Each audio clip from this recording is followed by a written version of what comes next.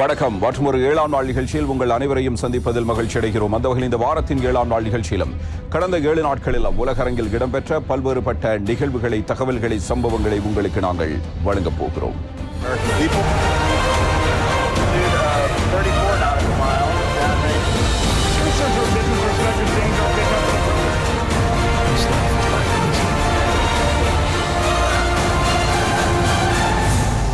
ரஷ்ய யுக்ரைன் போர் இப்போதைக்கு முடிவுக்கு வருமா என்று கேட்டால் அதற்கான வாய்ப்புகள் இல்லை என்கிற அளவுக்கு ரஷ்யாவுக்கும் யுக்ரைனுக்கும் இடையிலான மோதல் நாளுக்கு நாள் தீவிரமடைந்து கொண்டே செல்கிறது. இந்த போரினை முடிவுக்கு கொண்டு வர வேண்டும் என்ற நோக்கம் யாருக்கும் இருப்பதாகவும் தெரியவில்லை.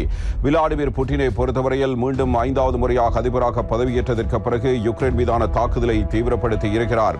ஒரு பக்கமாக ரஷ்யாவின் ராணுவ படைகள் யுக்ரைனுடைய சில பகுதிகளை கைப்பற்றி வருகிற அதே சந்தர்ப்பத்தில் யுக்ரைனும் இப்பொழுது பதிலடியாக ரஷ்யா மீது தாக்குதலை மேற்கொண்டு வருகிறது. பெல்கிரேட் நகரத்திலிருந்து ஒரு அடுக்குமாடி குடியிருப்பு மீது நடத்தப்பட்ட தாக்குதலில் பலர் உயிரிழந்திருப்பதான செய்திகள் வெளியாகி இருக்கின்றன. இது ரஷ்யாவுக்கு யுக்ரைன் கொடுத்த எச்சரிக்கை என்று பார்த்தால் இன்னும் ஒரு இடத்தில் ஒரு எண்ணெய் ஆலை மீதும் தாக்குதல் மேற்கொள்ளப்பட்டிருக்கிறது. மிக கோரமான ஒரு இடத்தை நோக்கி இந்த போர் நகர்ந்து கொண்டிருக்கிறதோ என்கிற சந்தேகத்தை இது ஏற்படுத்தி இருக்கிறது.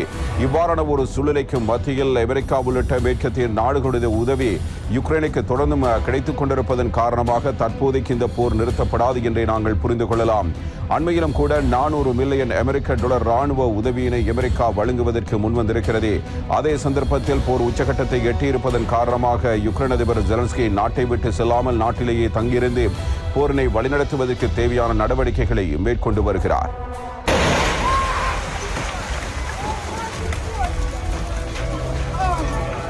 Твою мать! Засек мне концовку.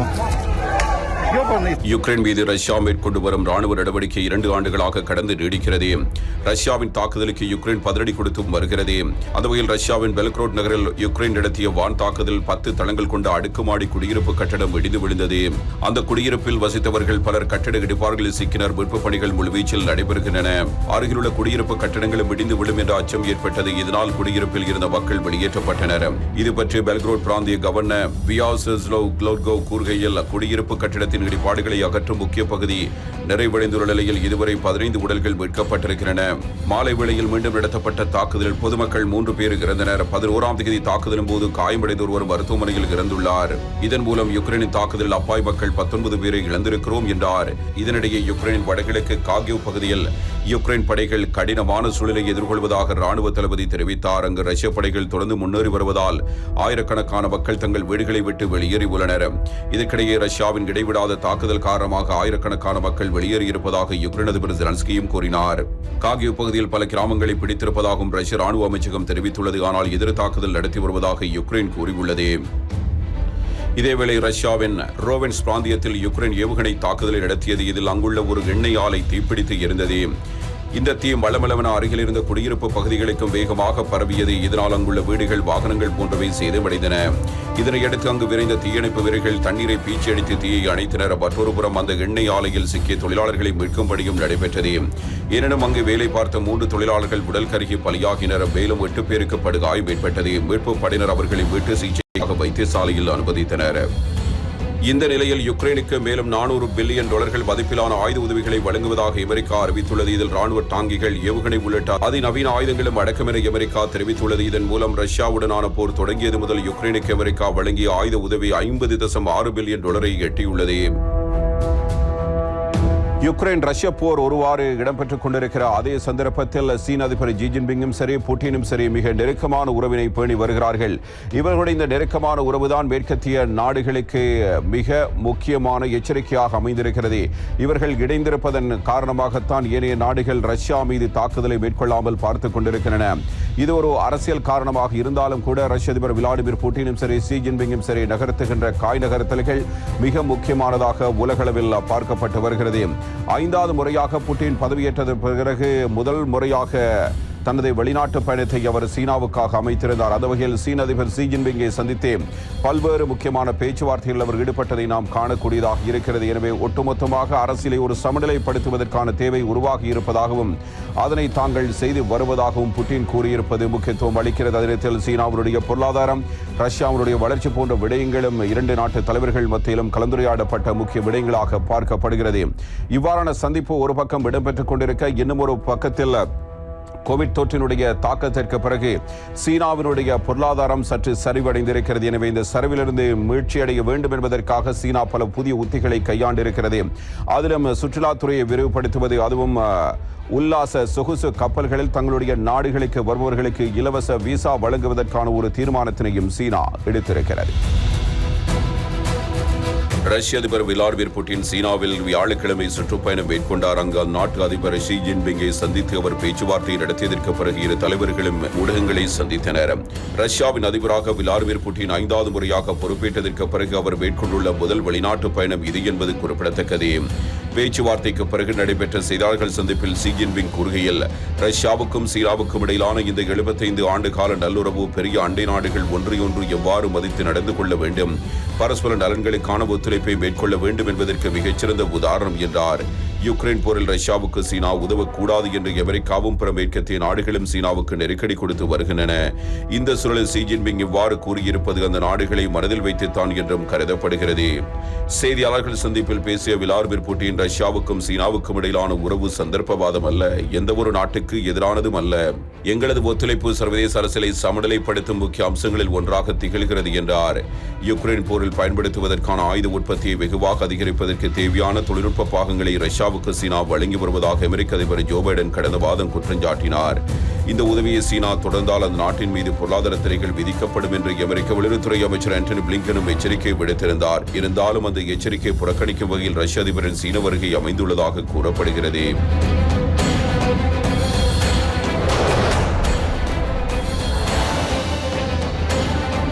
சீனாவில் கொரோனா பரவலுக்கு பிந்தைய பொருளாதாரம் பாதாளம் நோக்கி பாய்ந்தது. பொருளாதார சரிவை மீட்டெடுக்கும் வகையில் சீனா பல்வேறு நடவடிக்கைகளை எடுத்து வந்தாலும் அது பலனளிக்கவில்லை. மேலும் ரஷ்யா யுக்ரைன் போரில் ரஷ்யாவுக்கு ஆதரவாக சீனா மறைமுகமாக செயற்பட்டு வருவதாக கூறி அமெரிக்கா, இங்கிலாந்து உள்ளிட்டவை அதன் மீது பல்வேறு பொருளாதார தடைகளை விதிப்பதால் அதன் பொருளாதாரம் மந்த நிலையை அடைந்தது. இந்நிலையில் சுற்றுலா மூலம் தங்களுடைய பொருளாதாரத்தை மீட்டெடுக்க சீனா முடிவு செய்துள்ளது. அதன்படி சொகுசு கப்பல்கள் மூலம் சீனாவுக்கு வருகை தரும் வெளிநாட்டு சுற்றுலா பயணிகளுக்கு இலவசமாக விசா வழங்க உள்ளதாக அறிவித்துள்ளது. இதுகுறித்து புதிய சட்டம் ஒன்றும் இயற்றப்பட்டு உடனடியாக அமலுக்கு வந்தது. அதன்படி சீனாவில் துறைமுக நகரங்களான ஷாங்காய் உள்ளிட்ட 13 நகரங்கள் வழியாக சொகுசு கப்பல்களில் பயணம் செய்து சீனாவுக்கு வருகை தரும் வெளிநாட்டு சுற்றுலா பயணிகளுக்கு இலவச விசா வழங்க உள்ளதாக அறிவிக்கப்பட்டுள்ளது. இதுகுறித்து அந்நாட்டின் வெளியுறவுத்துறை அமைச்சகம் மற்றும் குடியேற்றத்துறை வெளியிட்டுள்ள செய்திக்குறிப்பில், நாட்டின் கடற்கரை ஓரத்தில் உள்ள அனைத்து கப்பல் துறைமுகங்கள் வழியாக வெளிநாட்டு சுற்றுலா குழுக்கள் விசா இன்றி பயண கப்பல்களில் அனுமதிக்கும் கொள்கை அமலுக்கு வருகிறது. 2 அல்லது அதற்கு மேற்பட்ட வெளிநாட்டினர் மற்றும் சீன பயண முகமைகளால் அங்கீகாரம் பெறப்பட்ட சுற்றுலா குழுக்கள் ஷாங்காய், தியான்ஜின், குவாங்சோ, சன்யா உட்பட 13 சீன நகரங்களில் உள்ள கப்பல் துறைமுகங்கள் வழியாக சொகுசு கப்பல்களில் இலவசமாக சீனாவிற்குள் நுழையலாம். சுற்றுலா பயணிகள் சீனாவில் 15 நாட்களுக்கு மேல் தங்க முடியாது. சீனாவில் இருக்கும்போது அவர்கள் கடலோர மாகாணங்கள், நகராட்சிகள் மற்றும் தன்னாட்சி பகுதிகள் மற்றும் பீஜிங் செல்ல அனுமதிக்கப்படுவார்கள் என்று அதில் தெரிவிக்கப்பட்டுள்ளது. எமது நாட்டை எந்தெந்த நாடுகள் அச்சுறுத்திக் கொண்டிருக்கின்றனவோ அந்த நாடுகளுக்கு நாங்கள் எச்சரிக்கை விடுக்கிறோம் என்ற தகவலை கொரிய அதிபர் கிம் ஜோங் உன் வெளிப்படுத்தி இருக்கிறார். எனவே வடகொரிய அதிபருடைய இந்த அச்சுறுத்தல் ஒரு பக்கம் இருக்க, இன்னும் ஒரு பக்கத்தில் அமெரிக்காவும் தென்கொரியாவும் ஜப்பானும் இணைந்து கூட்டு ராணுவ போர் பயிற்சிகளை மேற்கொண்டு வருவதும் நடந்து வருகிறது. இவ்வாறான சூழ்நிலைக்கு மத்தியில் அவர்களும் ஏவுகணை பரிசோதனைகளை மேற்கொள்ள இவரும் ஏவுகணை சோதனைகளை நடத்தி கொண்டிருக்கிறார். எது எவ்வாறு இருப்பினும் ஒட்டுமொத்தமாக ஒரு போருக்கு தயாரான ஒரு சூழ்நிலையில் வடகொரிய ராணுவ வீரர்கள் இருக்க வேண்டும் என்பதுதான் கிம் ஜோங்கினுடைய உத்தரவாக அமைந்திருக்கிறது.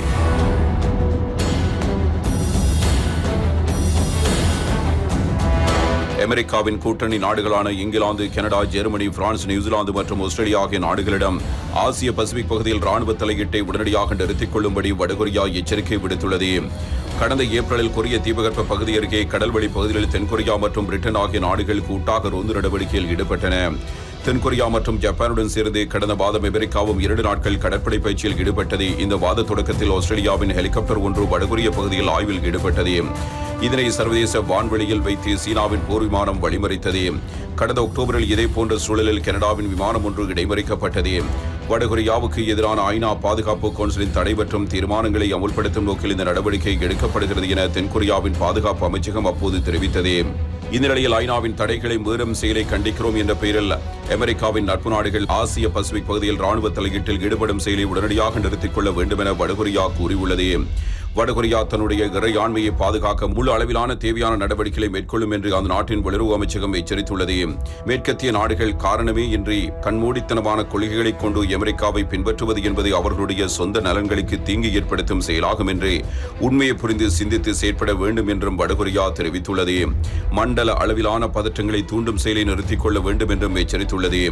2022 ஆண்டு தொடக்கத்தில் இருந்தே கொரிய தீபகற்ப பகுதியில் பதற்றங்கள் அதிகரித்தே காணப்படுகின்றன. அணுவாயுத ஏவுகணைகள் உட்பட ஆயுத பரிசோதனைகளை வடகொரியா அதிகரித்தது. அமெரிக்கா மற்றும் தென்கொரியா ஆகிய நாடுகளை எதிரிகளாக கருதும் வடகொரியா அந்த நாடுகளுக்கு எதிராக நடவடிக்கைகளை தீவிரப்படுத்தியது. இந்த நிலையில் கடந்த சனிக்கிழமை மற்றும் ஞாயிற்றுக்கிழமைகளில் ஆயுத தொழிற்சாலைகளுக்கு கிம் ஜோங் உன் நேரில் சென்று பார்வையிட்டார். உயர் ரக துப்பாக்கிகள் மற்றும் ஏவுகணை லோஞ்சர்கள் உள்ளிட்ட ஆயுதங்களை தனிப்பட்ட முறையில் ஆய்வு செய்தார். அவருடன் சகோதரி கிம் யோ ஜாங் உள்ளிட்ட உயரதிகாரிகளும் சென்றிருந்தனர். இந்த ஆய்வில் ஆயுதங்களின் தரம் பற்றி கிம் புகழ்ந்து கூறியதுடன் உற்பத்தி திட்டங்களை தடையின்றி அமுல்படுத்துமாறு தொழிற்சாலைகளை கேட்டுக்கொண்டார்.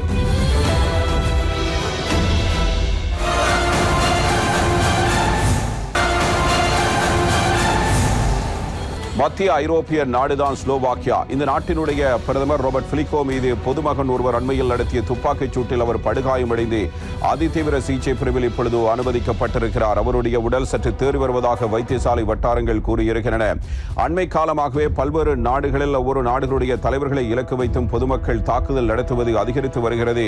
அண்மையில் தான் ஜப்பான் முன்னாள் பிரதமர் ஷின்சோ அபே மீதும் இவ்வாறு ஒரு தாக்குதல் மேற்கொள்ளப்பட்டதை நாங்கள் அறிந்திருந்தோம். இவ்வாறு உலக நாடுகள் மத்தியில் ஒரு பதற்றத்தை ஏற்படுத்துகிற அளவுக்கான பொதுமக்களுடைய கோபம் அதிகரித்து வருகிற ஒரு சூழ்நிலையில் இதற்கு இப்பொழுது ஸ்லோவாக்கியா பிரதமரும் ஆளாகி இருக்கிறார். இந்த தாக்குதல் ஒரு பக்கம் இருக்க, இப்போது ஸ்லோவாக்கிய நாட்டினுடைய உதவி பிரதமர் அடுத்த கட்டமாக என்ன செய்வது என்பது பற்றி சில விடயங்களை ஆலோசித்து வருவதான தகவல்களும் வெளியாகி இருக்கின்றன. இதனிடத்தில் சிங்கப்பூர் நாட்டில் 20 ஆண்டுகளுக்கு பிறகு புதியதொரு பிரதமர் பதவியேற்றிருக்கிறார். எனவே சிங்கப்பூருடைய வளர்ச்சியில் பங்கு வகித்த முக்கியமான ஒரு நபராக கருதப்படுகின்றவர் இப்பொழுது அந்நாட்டின் நிதியமைச்சராகவும் பிரதமராகவும் தேர்ந்தெடுக்கப்பட்டிருக்கிறார். ஸ்லோவாக்கியா நாட்டின் பிரதமராக இருப்பவர் ராபர்ட் ஃபிகோ. இந்த நிலையில் தலைநகரில் இருந்து வடகிழக்கே 150 கிலோமீட்டர் தொலைவில் உள்ள ஹன்ட்லோவா நகரில் கூட்டம் ஒன்று நடத்தப்பட்டது. இதில் அவருடைய ஆதரவாளர்கள் கலந்து கொண்டனர். ஆதரவாளர்களுடனான இந்த சந்திப்புக்கு பின்னர் பொதுமக்களையும் அவர் சந்தித்து பேசினார். அப்போது அந்த கூட்டத்தில் இருந்த மர்ம நபர் ஒருவர் திடீரென துப்பாக்கியால் பிகோவை நோக்கி பலமுறை சுட்டுள்ளார். இதனால் அவரை சுற்றி நின்றவர்கள் அதிர்ச்சியடைந்தனர். துப்பாக்கிச் சூட்டில் பிகோவின் வயிற்றில் பலத்த காயம் ஏற்பட்டது. இடுப்பு பகுதியிலும் குண்டு பாய்ந்தது. அவர் சரிந்து கீழே விழுந்ததும் உடனடியாக சுற்றியிருந்தவர்கள் ஓடிச் சென்று அவரை மீட்டனர்.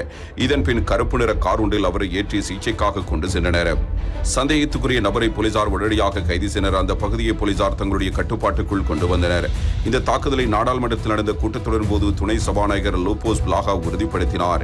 இதன் பின்னர் அடுத்த அறிவிப்பு வரும் வரை அவை ஒத்திவைக்கப்படுகிறது என்றும் அறிவிக்கப்பட்டுள்ளது. இதன் பின் பிகோ விமானத்தில் மான்ஸ்கா பிஸ்டரிகா பகுதிக்கு கொண்டு செல்லப்பட்டார். அவருக்கு அறுவை சிகிச்சை நடந்தது. முதல் கட்ட விசாரணையில் இது அரசியல் உள்நோக்கம் கொண்டது என அதிகாரிகள் தெரிவித்தனர். துணை பிரதமர் தோமஸ் தரபா இது பற்றி கூறும்போது, மருத்துவமனையில் பிகோவுக்கு நடந்த அறுவை சிகிச்சைக்கு பின் அவர் நலமுடன் இருக்கிறார். அவர் உயிர் பிழைப்பார் என நினைக்கிறேன் என கூறினார். அவருடைய உடல்நலம் சீராக உள்ளது என்று கூறப்படுகிறது. எனினும் தீவிர சிகிச்சை அளிக்க வேண்டிய நிலையிலேயே அவர் உள்ளார் என்றும் மருத்துவர்கள் தெரிவித்தனர்.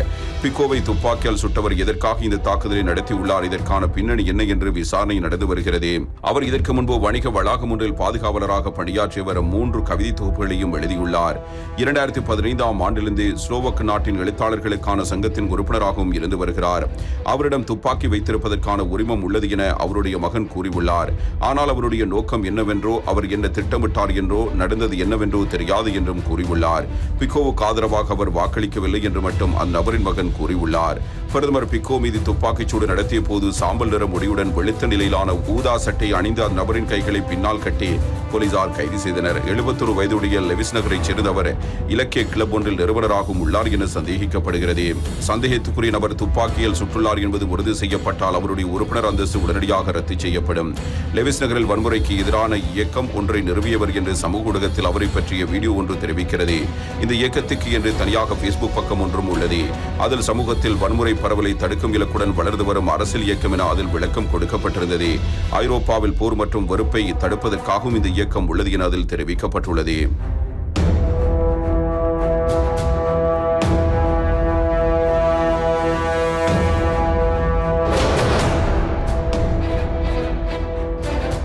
President, colleagues, and friends, my fellow Singaporeans.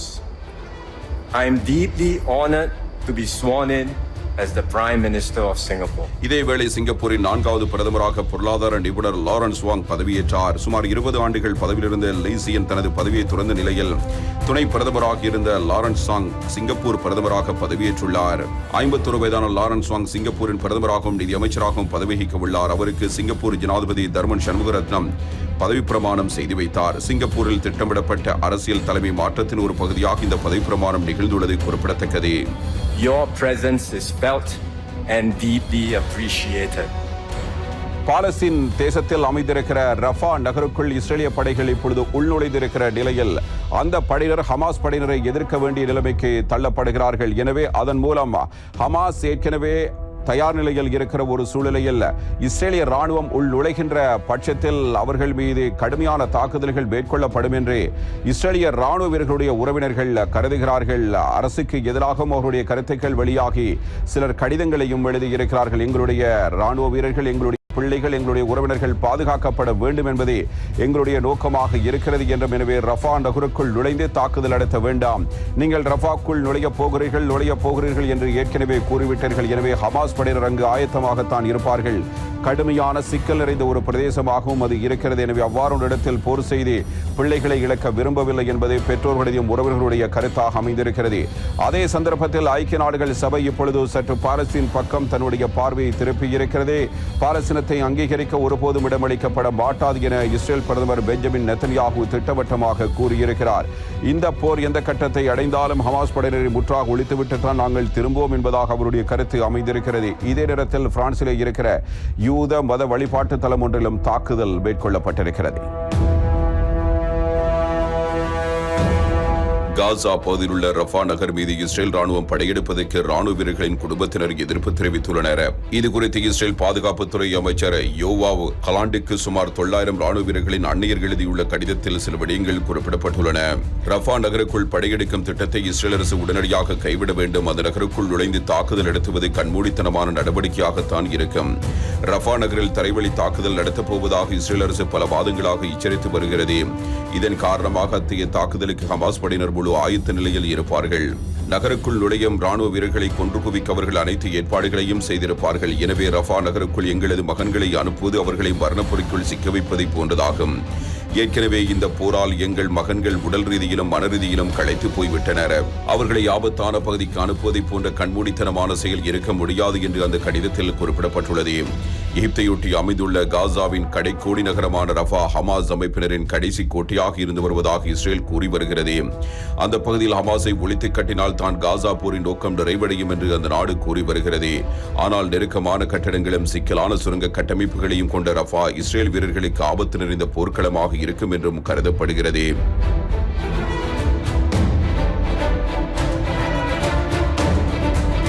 இதே நேரம் ரஃபாவின் உள்புற பகுதிகள் வரை இஸ்ரேல் ராணுவம் ஊடுருவியுள்ளதாக களத்திலிருந்து வெளிப்படுகிற தகவல்கள் தெரிவிக்கின்றன.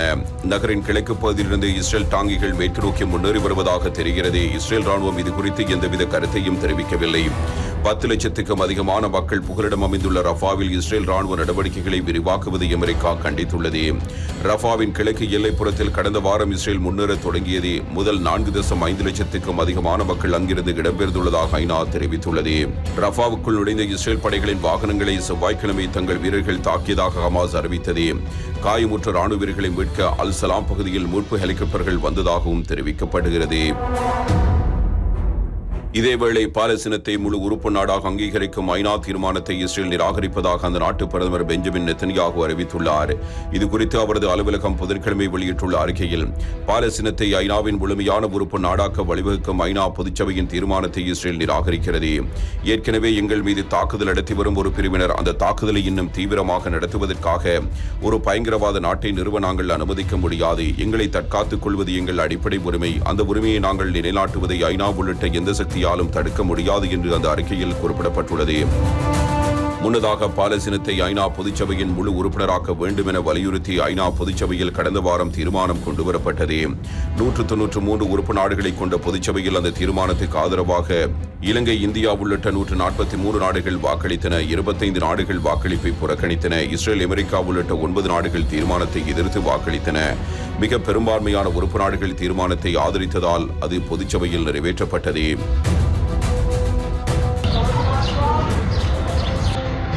இதேவேளை இஸ்ரேல் ராணுவம் லெபனானில் நள்ளிரவில் நடத்திய தாக்குதலுக்கு பதிலடியாக ஹிஸ்புல்லா ஆயுதக்குழு வடக்கு இஸ்ரேல் மீது சரமாரியாக ஏவுகணை தாக்குதலை நடத்தியுள்ளது. இஸ்ரேல் பாதுகாப்பு படை வெளியிட்ட அறிக்கையில் லெபனானில் இருந்து 45 ஏவுகணைகள் இஸ்ரேலின் வடக்கு பகுதி நோக்கி ஏவப்பட்டதாகவும் அபாய ஒலி இயக்கப்பட்டதாகவும் குறிப்பிட்டுள்ளது. ITF-இன் வான்வழி பாதுகாப்பு படை பல கணைகளை இடைமறித்து தகர்த்துள்ளது. பின்னர் தெற்கு லெபனானில் ITF தாக்குதல் நடத்தியதாகவும் கணைகள் ஏவப்பட்ட தளத்தை குறிவைத்ததாகவும் இஸ்ரேல் தெரிவித்தது. ஹிஸ்புல்லா வீரர்கள் இஸ்ரேலின் கோலான் ஹைட்ஸ் நோக்கி 60க்கும் அதிகமான கட்யூசா கணைகளை ஏவியதாக தெரிவித்துள்ளனர். கிழக்கு லெபனானில் இஸ்ரேல் நள்ளிரவில் நடத்திய தாக்குதலுக்கு பதிலடியாக இந்த ஏவுகணை தாக்குதல் நடத்தியதாக ஈரானிய ஆதரவு அமைப்பான ஹிஸ்புல்லா தெரிவித்துள்ளது. அக்டோபர் 8 போர் தொடங்கியது முதல் லெபனான் இஸ்ரேல் எல்லையில் ராணுவத்திற்கும் ஹிஸ்புல்லா அமைப்பினருக்கும் இடையில் மோதல்கள் தொடர்ந்து நடைபெற்று வருவது குறிப்பிடத்தக்கது.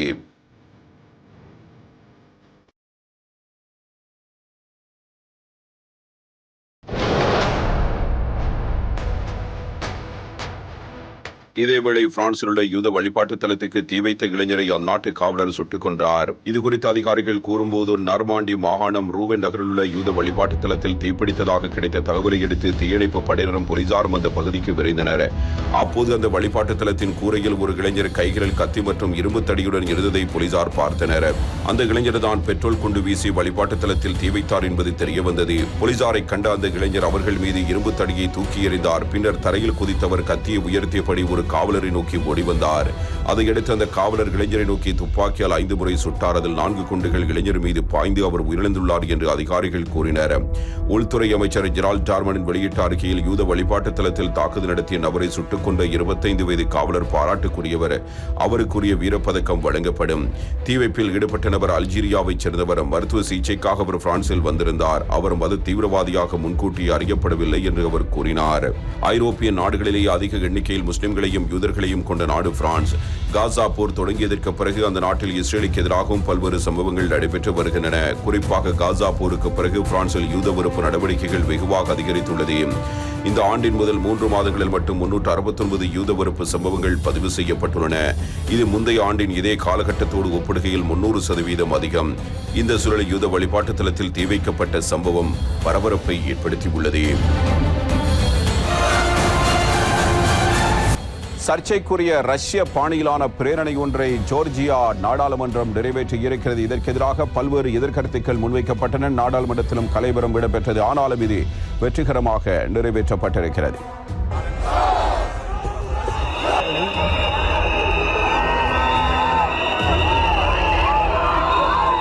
தென்மேற்கு ஆசியாவில் அமைந்துள்ள முன்னாள் சோவியத் யூனியன் நாடான ஜோர்ஜியாவில் ரஷ்யா பாணி மசோதா என்று விமர்சிக்கப்படும் சர்ச்சைக்குரிய வெளிநாட்டு செல்வாக்கு மசோதா நாடாளுமன்றத்தில் செவ்வாய்க்கிழமை நிறைவேற்றப்பட்டது.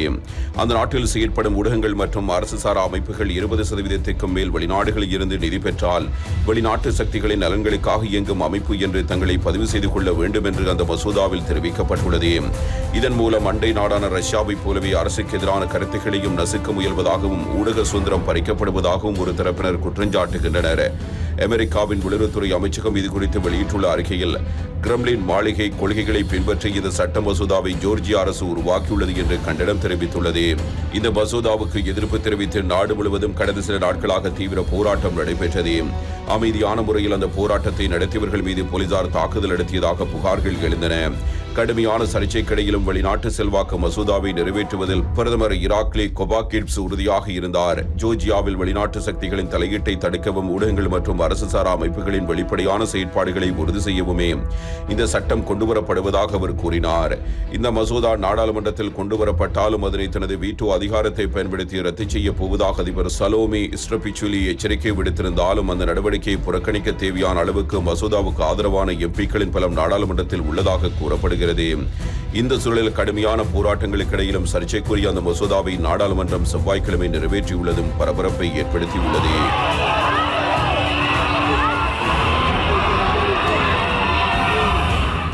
தேர்தல் சீர்திருத்தங்கள் சிறந்த முறையில் மேற்கொள்ளப்பட வேண்டும் என்று கூறி பிரான்சின் ஆட்சிப் பகுதிக்கு உட்பட்டிருக்கின்ற கலடோனியா பிராந்தியத்தில் போராட்டம் ஒன்று வெடித்து அது வன்முறையாக மாறி இப்பொழுது அவசர நிலை பிரணப்படுத்துகின்ற அளவுக்கு அந்த நிலைமை சென்றிருக்கிறது. அது தொடர்பான தகவலோடு சேர்த்து பாகிஸ்தானில் காணப்படுகிற நிதி நெருக்கடி நிலைமையின் காரணமாக மக்கள் எதிர்த்து போராடுவதற்கு முன்வந்த சூழ்நிலையில் அங்கும் வன்முறை வெடித்திருக்கிறது. நூற்றுக்கணக்கானோர் காயமடைந்திருப்பதான செய்திகள் வெளியாகி இருக்கின்றன.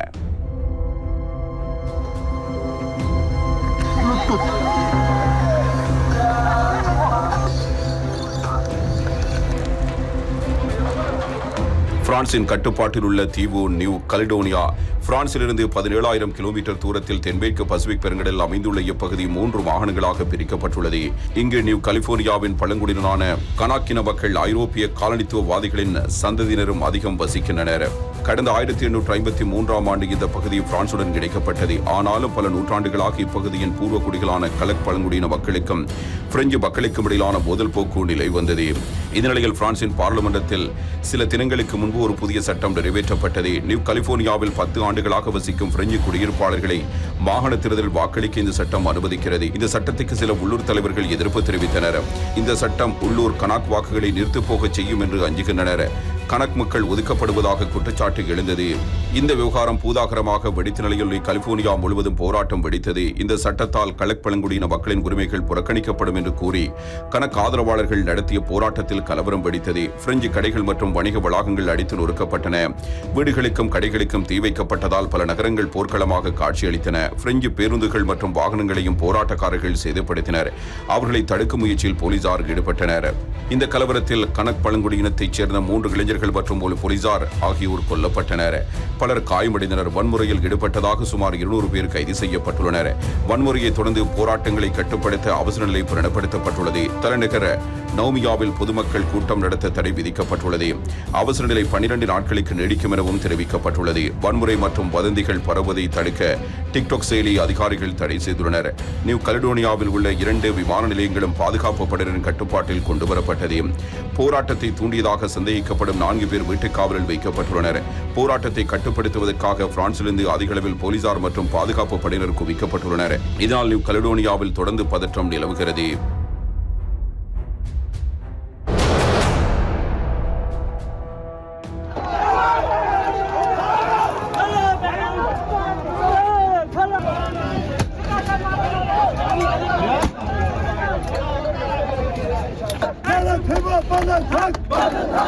பாகிஸ்தானில் கடந்த சில மாதங்களாக கடும் பொருளாதார நெருக்கடி நிலவுகிறது. இதனால் பணவீக்கம் ஏற்பட்டு கோதுமை, எண்ணெய் உள்ளிட்ட அத்தியாவசிய பொருட்களின் விலை தாறுமாறாக உயர்ந்துள்ளது. இந்த நிலையில் பாகிஸ்தான் ஆக்கிரமிப்பு காஷ்மீரில் விலை உயர்வை கண்டித்தும் மேல்தட்டு மக்களுக்கு வழங்கும் சலுகைகளை ரத்து செய்ய கோரியும் அரசாங்கத்துக்கு எதிராக பொதுமக்கள் போராட்டத்தில் குதித்தனர். தகவல் அறிந்த போலீசார் அங்கு விரைந்து சென்று போராட்டத்தை கைவிடும்படி வலியுறுத்தினர். அப்போது போராட்டக்காரர்களுக்கும் போலீசாருக்கும் இடையே தள்ளுமுள்ளு ஏற்பட்டது. இதனைத் தொடர்ந்து ஏற்பட்ட வன்முறையில் பொதுமக்கள் தாக்கியதால் போலீஸ் அதிகாரி ஒருவர் பலியானார். மேலும் 78 போலீசார் உட்பட 100 பேர் படுகாயமடைந்தனர். இதனையடுத்து கண்ணீர் புகை கொண்டு வீசி போராட்டக்காரர்களை போலீசார் கலைத்தனர். பின்னர் போராட்டத்தை கட்டுப்படுத்துவதற்காக அந்த பகுதியில் செல்போன் மற்றும் இணைய சேவைகள் துண்டிக்கப்பட்டன. மேலும் முன்னெச்சரிக்கை நடவடிக்கையாக அந்த பகுதியில் ஏராளமான போலீசார் குவிக்கப்பட்டுள்ளனர். இதற்கிடையே பிராந்தியத்தில் நிலவும் அசாதாரண சூழ்நிலையை சமாளிப்பது தொடர்பான அவசர சட்டத்திற்கு ஆசிப் அலி ஜர்தாரி அழைப்பு விடுத்துள்ளார். உலக வாசகர்கள் மத்தியில் பெரிதும் வரவேற்பை பெற்ற ஒரு சஞ்சிகையாக ரீடர்ஸ் டைஜஸ்ட் சஞ்சிகை திகழ்கிறது. அமெரிக்காவில் இது ஆரம்பிக்கப்பட்டாலும் இப்பொழுது பிரிட்டன் பதிப்பினை தொடர்ந்தும் வெளியிட முடியாத ஒரு சூழல் இருப்பதாக அதன் தலைமை ஆசிரியர் இவா மெக்விக் கூறியிருக்கிறார். காரணம் நிதி நெருக்கடிதான் என்பது அவரால் கூறப்பட்டிருக்கிற முக்கியமான விடயம். ஆனாலும் இது வாசகர்கள் மத்தியில் பெரும் அதிர்ச்சியை ஏற்படுத்தி இருக்கிறது. உலகளவில் இணையதளத்தினூடாக வேலை வாய்ப்புகளை தேடிக் கொடுக்கிற ஒரு நிறுவனமாக இண்டீட் நிறுவனம் திகழ்கிறது. பெரிதும் வரவேற்பை பெற்ற ஒரு நிறுவனமாகவும் இது அமைந்திருக்கிறது. இப்படிப்பட்ட இந்த நிறுவனத்தில் வேலை செய்கிற ஊழியர்களையே நீக்குகின்ற அளவுக்கு அந்த நிறுவனத்தில் நிதி நெருக்கடி ஏற்பட்டிருப்பதாக மற்றொரு தகவல் வெளியாகி இருக்கிறது. எனவே வேலைவாய்ப்பு தேடிக் கொடுப்பவர்களுக்கே வேலைவாய்ப்பு இல்லாத ஒரு சூழ்நிலை இந்திய நிறுவனத்தில் ஏற்பட்டிருக்கிறது. ரீடர்ஸ் டைஜஸ்ட் பிரிட்டிஷ் பதிப்பு நிதி நெருக்கடி ஆனதை அடுத்து தன் பதிப்பினை முடித்துக் கொள்வதாக அதன் தலைமை ஆசிரியர் இவான் பெக்கவிக் தெரிவித்துள்ளார். ரீடர்ஸ் டைஜஸ்டின் பிரிட்டிஷ் பதிப்பினை தொடங்கிய 86 ஆண்டுகளுக்கு பிறகு ரீடர்ஸ் டைஜஸ்ட் பிரிட்டிஷ் பதிப்பு முடிவுக்கு வந்துவிட்டதாக அதன் தலைமை ஆசிரியர் இவான் பெக்கவிக் எக்ஸலத்தில் இவ்வாறு பதிவிட்டிருக்கிறார். துரதிருஷ்டவசமாக நிதி சார்ந்த பிரச்சினைகளை நிறுவனத்தினால் தாங்க முடியவில்லை என்பதால் பதிப்பினை வெளியிடுவதை நிறுத்தியுள்ளது என்றும் தனது சக ஊழியர்களுக்கும் பத்திரிகையின் எழுத்தாளர்களுக்கும் பல ஆண்டுகளாக ஒத்துழைத்த பிரதிநிதிகளுக்கும் மற்றும் நட்பு நிறுவனங்களுக்கும் நன்றியினையும் வருத்தத்தினையும் தெரிவித்துள்ளார். ரீடர்ஸ் டைஜஸ்ட் 1922ஆம் ஆண்டில் அமெரிக்காவில் டேவிட் வாலஸ் மற்றும் அவரது மனைவி லிலா பெல் வாலஸ் ஆகியோரால் தொடங்கப்பட்ட சிறிது காலத்திலேயே ரீடர்ஸ் டைஜஸ்ட் புகழ் பெற்றது. 1929ஆம் ஆண்டுகளில் இது கணிசமான வாசகர்களையும் கணிசமான வருவாயையும் பெற்றிருந்தது. 1929இல் 2,90,000 சந்தாதாரர்களையும் மற்றும் ஆண்டுக்கு 9 லட்சம் அமெரிக்க டாலர் வருமானத்தையும் கொண்டிருந்தது. அதில் சுகாதார ஆலோசனைகள், நிதி ஆலோசனைகள் மற்றும் சமையல் குறிப்புகள் போன்றவை இடம்பெற்றிருந்தன. ரீடர்ஸ் டைஜஸ்டின் உலகளாவிய பதிப்புகள் 70க்கும் அதிகமான நாடுகளில் 21 மொழிகளில் 49 பதிப்புகளோடு கூடுதலாக 40 மில்லியன் மக்களை சென்றடைந்தது. ஒரு காலகட்டத்தில் இவ்விதழ் உலகின் 10.5 மில்லியன் எண்ணிக்கையில் விற்பனையை கொண்டிருந்தது. இது உலகின் மிகப்பெரிய அளவிலான விற்பனையாகும் இதழாக இருந்தது. ஒரு கட்டத்தில் இது சீனா, மெக்சிகோ, ஸ்பெயின், ஸ்வீடன், பெரு போன்ற நாடுகளில் மிகப்பெரிய அளவில் விற்பனையாகிக் கொண்டிருந்த இதழாகவும் இருந்தது. மொத்தம் 23 மில்லியன் பதிப்புகளுடன் சர்வதேச அளவிலான விற்பனையை கொண்டிருந்தது. பிரிட்டிஷில் முதல் வெளியீட்டை 1938இல் தொடங்கியது. 2000ஆம் ஆண்டில் மாதத்துக்கு சுமார் 1 மில்லியன் பிரதிகள் வெளியிடப்பட்டது என்றும் பின்வந்த ஆண்டுகளில் கடுமையாக வீழ்ச்சியடைந்தது என்றும் கூறப்படுகிறது. தற்போது கடும் நிதி நெருக்கடி காரணமாக தன் பிரிட்டிஷ் பதிப்புகள் வெளியிடுவதை நிறுத்திக் கொள்வதாக அறிவித்துள்ளது.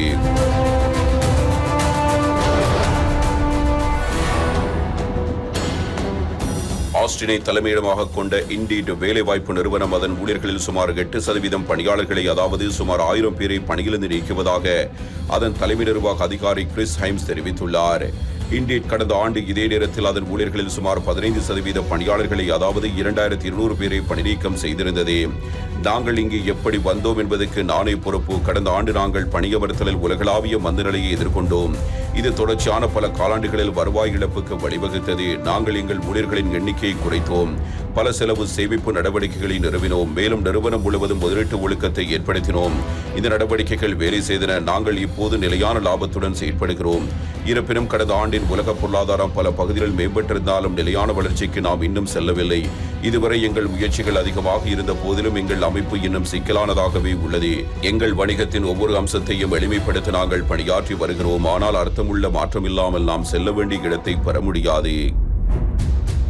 சிறுநீரகம் பாதிக்கப்பட்ட மனிதர் ஒருவருக்கு பன்றியின் சிறுநீரகம் பொருத்தப்பட்டு மருத்துவ உலகில் மாபெரும் சாதனை என்ற செய்திகளை 2 மாதத்துக்கு முன்பு நாங்கள் படித்திருந்தோம். கடைசியில் அவரும் சுகமாகி வீடு திரும்பியிருந்தார். இப்போது கிடைத்திருக்கிற செய்தி மிக சோகமானதாக அமைந்திருக்கிறது. பன்றியின் சிறுநீரகம் பொருத்தப்பட்ட மனிதர் உயிரிழந்திருப்பதாக கூறப்படுகிறது. அமெரிக்காவின் மசாசூசெட்ஸ் மாநிலம் வேமவுத் நகரைச் சேர்ந்த ரிச்சர்ட் ஸ்லைமன் இவரது சிறுநீரகம் செயலிழந்ததால் மரபணு மாற்றம் செய்யப்பட்ட பன்றியின் சிறுநீரகம் பொருத்தப்பட்டது. போஸ்டனில் உள்ள மசாசூசெட்ஸ் பொது மருத்துவமனையில் கடந்த மார்ச் மாதம் 16ஆம் தேதி வெற்றிகரமாக உறுப்பு மாற்று அறுவை சிகிச்சை மேற்கொள்ளப்பட்டது. அதன் பின்னர் அவரது உடல்நிலையில் நல்ல முன்னேற்றம் ஏற்பட்டது. உடல்நிலை படிப்படியாக தேறிய நிலையில் கடந்த மாதம் வைத்தியசாலைந்து வீட்டுக்கு திரும்பினார். உறுப்பு மாற்று அறுவை சிகிச்சைக்கு தேவையான உறுப்புகள் கிடைக்காமல் உலகம் முழுவதும் பல லட்சம் நோயாளிகள் காத்திருக்கும் நிலையில் முதல் முறையாக மரபணு மாற்றப்பட்ட பன்றியின் சிறுநீரகத்தை மனிதனுக்கு பொருத்தி வைத்தியர்கள் வெற்றி கண்டதால் மருத்துவ உலகம் மிகுந்த நம்பிக்கை கொண்டது. இந்த செயல்முறையானது உறுப்புகளை ஒரு இனத்திலிருந்து மற்றொரு இனத்துக்கு மாற்றும் நவீன அறுவை சிகிச்சைக்கு ஒரு உதாரணம் என்றும் இதன் மூலம் நோயாளிகளுக்கு எளிதில் கிடைக்கக்கூடிய உறுப்புகளை வழங்குவதில் ஒரு முக்கிய மைல்கல்லை எட்டியிருப்பதாகவும் அறுவை சிகிச்சை மேற்கொண்ட மருத்துவமனை கூறியிருந்தது. அமெரிக்கா மட்டுமன்றி உலகம் முழுவதும் உறுப்பு பற்றாக்குறை நெருக்கடிக்கு மத்தியில் இந்த உறுப்பு மாற்று சிகிச்சையில் கிடைத்த வெற்றியானது புதிய நம்பிக்கையை அளித்தது. உறுப்பு மாற்று அறுவை சிகிச்சையின் எதிர்காலம் இனி இதுவாகத்தான் இருக்கும் என்ற எண்ணமும் மேலோங்கியது.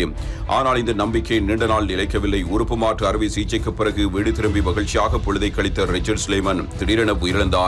அவரது மரணம் உறுப்பு மாற்று அறுவை சிகிச்சையின் விளைவாக ஏற்பட்டதற்கான அறிகுறி எதுவும் இல்லை என்று மசாசூசெட்ஸ் பொது மருத்துவமனை கூறியுள்ளது.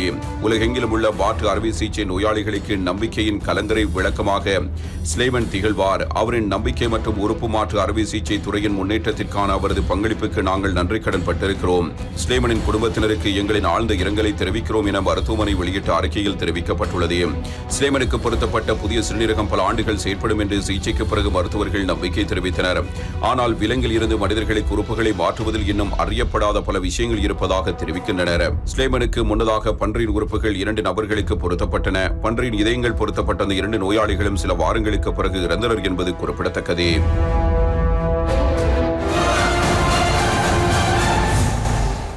அமெரிக்காவின் பால்டிமோர் பாலம் அண்மையில் தகர்ந்தது. காரணம், அமெரிக்க கப்பல் ஒன்று இலங்கை நோக்கி வந்து கொண்டிருந்த சந்தர்ப்பத்தில் அந்த பாலத்தில் மோதுண்டது.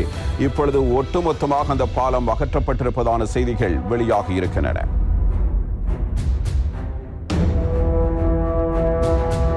அமெரிக்காவின் பேரலாண்ட் மாகாணம் பால்டிமோரில் பிரம்மாண்ட சரக்கு கப்பல் மோதியதால் சேதமடைந்த ஆற்றுப்பாலம் வெடிவைத்து முழுமையாக தகர்க்கப்பட்டது. இலங்கை நோக்கி டாலி என்ற சரக்கு கப்பல் பால்டிமோர் நகரில் உள்ள பட்டாஸ்போக்கோ நதி வழியாக கடந்த மார்ச் மாதம் சென்று கொண்டிருந்த போது எதிர்பாராத விதமாக ஆற்றின் குறுக்கே கட்டப்பட்டிருந்த பாலத்தில் மோதியது. இதில் அந்த பாலத்தின் ஒரு பகுதி இடிந்து விழுந்தது. இந்த விபத்தில் ஆற்றுக்குள் மூழ்கிய 8 பேரில் 2 பேர் உயிருடன் மீட்கப்பட்டனர். எஞ்சிய 6 கட்டுமான பணியாளர்கள் உயிரிழந்தனர். கப்பலில் இருந்த 23 இந்திய பணியாளர்கள் முன்கூட்டிய அதிகாரிகளை எச்சரித்ததால் பாலத்தில் போக்குவரத்து நிறுத்தப்பட்டு பெரும் உயிர்ச்சேதம் தவிர்க்கப்பட்டதாக கூறப்படுகிறது. இந்நிலையில் இனி பயன்படுத்த முடியாத நிலையில் இருந்த பாலத்தின் இடிபாடுகளை கொஞ்சம் கொஞ்சமாக அகற்றி வந்த அதிகாரிகள் அதன் எஞ்சிய பகுதிகளை தற்போது வெடிவைத்து தகர்த்துள்ளனர். இதன் மூலம் பட்டாஸ்கோ நீர்வழி தடத்தை சுத்தம் செய்யும் பணிகளில் முக்கிய மைல்கல் எட்டப்பட்டுள்ளதாக எக்ஸ் ஊடகத்தில் பால்டிமோர் நகர மேயர் பிராண்டன் எம் ஸ்காட் தெரிவித்துள்ளார்.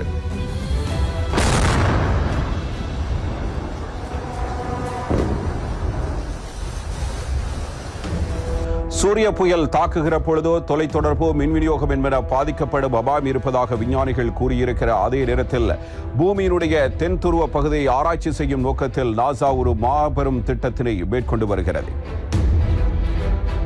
இதே நேரம் கடந்த 20 ஆண்டுகளில் இல்லாத வகையில் 10ஆம் தேதி சக்தி வாய்ந்த சூரிய புயல் பூமியை தாக்கியது. இந்த சூரிய புயலை டாஸ்மானியா முதல் பிரிட்டன் வரை வானில் ஒளிக்காட்சிகளாக பார்க்க முடிந்தது. இந்த சூரிய புயல் காரணமாக தொலைத்தொடர்பு மின் விநியோகம் விமான போக்குவரத்து பாதிக்கப்படும் அபாயம் உள்ளதாக விஞ்ஞானிகள் எச்சரிக்கை விடுத்திருந்தனர். இதனையடுத்து முன்னெச்சரிக்கை நடவடிக்கை எடுக்கும்படி செயற்கைக்கோள் ஆபரேட்டர்கள் மற்றும் விமான நிறுவனங்களுக்கு அறிவுறுத்தப்பட்டது.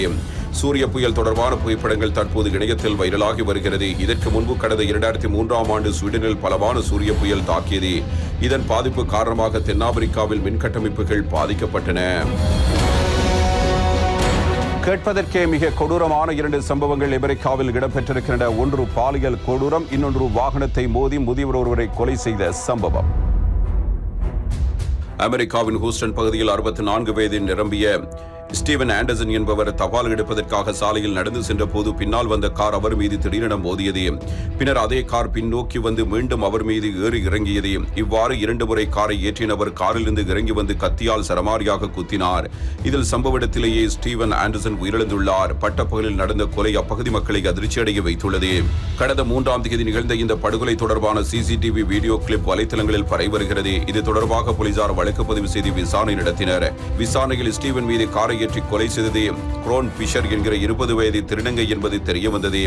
அவரை போலீசார் கைது செய்து அவர் மீது கொலை வழக்கு பதிவு செய்துள்ளனர். இந்த வீடியோவை பார்த்த space X CEO Elon Musk இது பயங்கரமானது என குறிப்பிட்டுள்ளார்.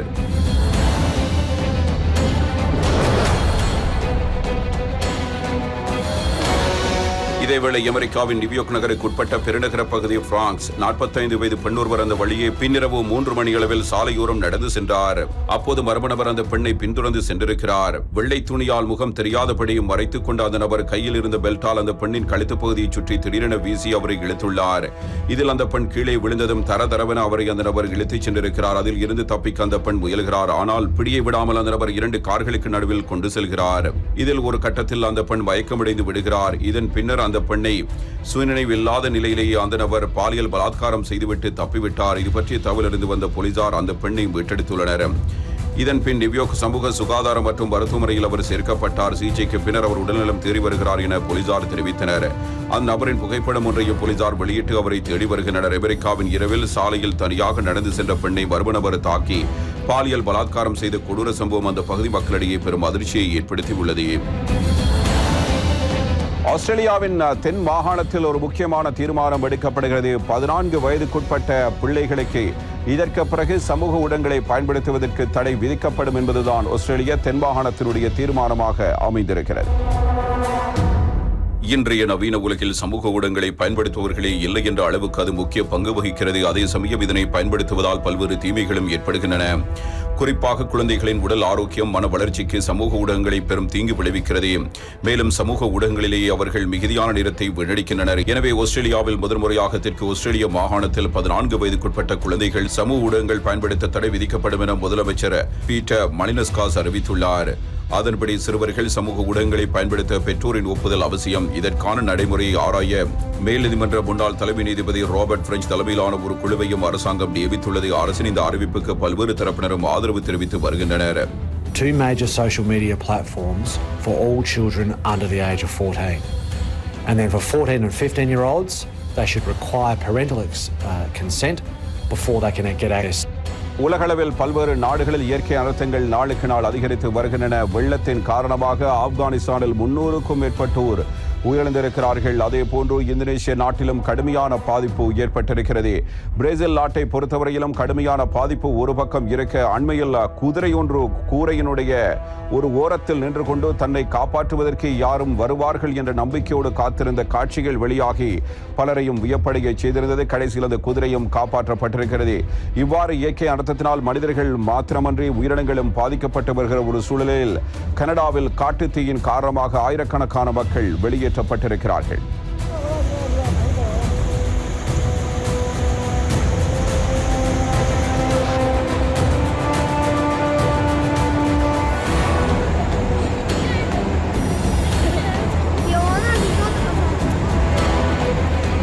இதே நேரம் ஆப்கானிஸ்தான் நாட்டின் பல்வேறு பகுதிகளில் கடந்த சில நாட்களாக கனமழை பெய்து வருகிற நிலையில் அந்நாட்டின் தலைநகர் காபூல், பகலன் மாகாணம் உள்ளிட்ட பல்வேறு பகுதிகளில் கனமழை கொட்டித்தீர்த்தது. கனமழையால் பல்வேறு ஆறுகளில் வெள்ளப்பெருக்கு ஏற்பட்டுள்ளது. இதன் காரணமாக பல நகரங்களை வெள்ள நீர் சூழ்ந்துள்ளது. சாலை போக்குவரத்தும் பாதிக்கப்பட்டுள்ளது. பலர் வீடுகளை இழந்துள்ளனர். இந்நிலையில் கனமழை மற்றும் வெள்ளத்தால் இதுவரை 300 பேர் உயிரிழந்துள்ளதாக புலம்பெயர்ந்தோருக்கான ஐநாவின் சர்வதேச அமைப்பு தெரிவித்துள்ளது. கனமழை காரணமாக 1000க்கும் மேற்பட்ட வீடுகள் சேதமடைந்துள்ளதாகவும் தெரிவித்துள்ளனர். ஆயிரக்கணக்கான மக்கள் தங்க இடமின்றி தவித்து வருகின்றனர். வெள்ளம் முழுமையாக வடிந்த பின்னர் தான் உயிரிழப்புகள் எவ்வளவு என்பது தெரிய வரும் என அந்நாட்டு அதிகாரிகள் கூறியுள்ளனர். வடகிழக்கு மாகாணம் பதாக்ஷான், மத்திய கோர் மாகாணம், மேற்கு ஹெராத் ஆகியவையும் கனமழையால் பாதிக்கப்பட்டுள்ளன. மேலும் பலர் படுகாயமடைந்துள்ளதால் மீட்பு நடவடிக்கையில் தேசிய பேரிடர் மீட்புக் குழுவினர் ஈடுபட்டுள்ளனர்.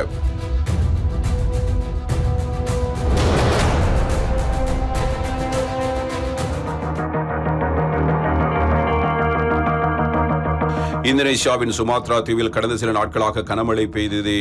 கனமழை காரணமாக ஆறுகளில் திடீரென வெள்ளப்பெருக்கு ஏற்பட்டது. மேலும் பல பகுதிகளில் நிலச்சரிவும் ஏற்பட்டது.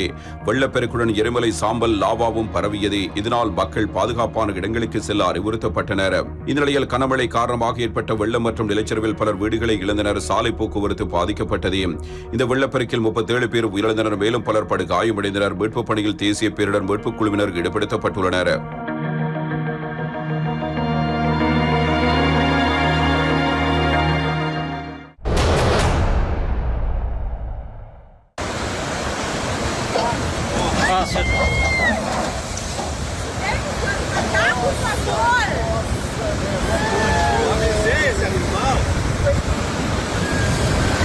இதேவேளை பிரேசில் நாட்டில் கடந்த சில நாட்களாக கனமழை பெய்து வருகிறது. இதனால் அங்கு பல்வேறு நகரங்களில் வெள்ளப்பெருக்கு ஏற்பட்டுள்ளது. வீடுகள், கட்டடங்களை வெள்ள நீர் சூழ்ந்துள்ளது. மழை பாதிப்புக்கு இதுவரை 107 பேர் உயிரிழந்துள்ளனர். 136 பேரை காணவில்லை என்றும் அறிவிக்கப்பட்டுள்ளது. அவர்களை தேடும் பணியும் ஒருபுறம் நடந்து வருகிறது. வெள்ளத்தில் சிக்கி தவிப்பவர்களை மீட்கும் பணியும் மறுபுறம் நடந்து வருகிறது. வெள்ளம் சூழ்ந்த வீடுகள் சிக்கிய 1.65 லட்சம் பேர் பாதுகாப்பாக மீட்கப்பட்டுள்ளனர். இதற்காக மீட்புக் குழுவினர் படகுகள், ஹெலிகாப்டர்கள் ஆகியவற்றின் வழியே தொடர்ந்து மீட்புப் பணிகளை மேற்கொண்டு வருகின்றனர். இந்நிலையில் கடும் வெள்ள பாதிப்பில் சிக்கிய குதிரையொன்று வேறு இடத்துக்கு செல்ல முடியாமல் கட்டடம் ஒன்றின் மேற்கூரை மீது பல மணி நேரம் நின்று கொண்டிருந்தது. போர்ட்டோ அலிகர் பெருநகர பகுதிக்குட்பட்ட கானாவாஸ் நகரில் சரிந்து விழக்கூடிய அபாய சூழலில் கட்டிடத்தின் மேற்கூரையில் நிற்க முடியாமல் அந்த குதிரை தவித்தபடி இருந்தது. மீட்கப்படுவோம் என்ற நம்பிக்கையின் ஒளி சிறிதளவே இருந்த சூழலில் இது பற்றிய தகவல் அறிந்து மீட்புக் குழுவினர் வந்தனர். சமூக ஊடகத்தில் கெரமேலோ என பாசத்துடன் பெயரிட்டு நெட்சன்களால் அழைக்கப்படும் அந்த குதிரை மிதவை படகு ஒன்றின் உதவியுடன் பாதுகாப்பாக மீட்கப்பட்டது.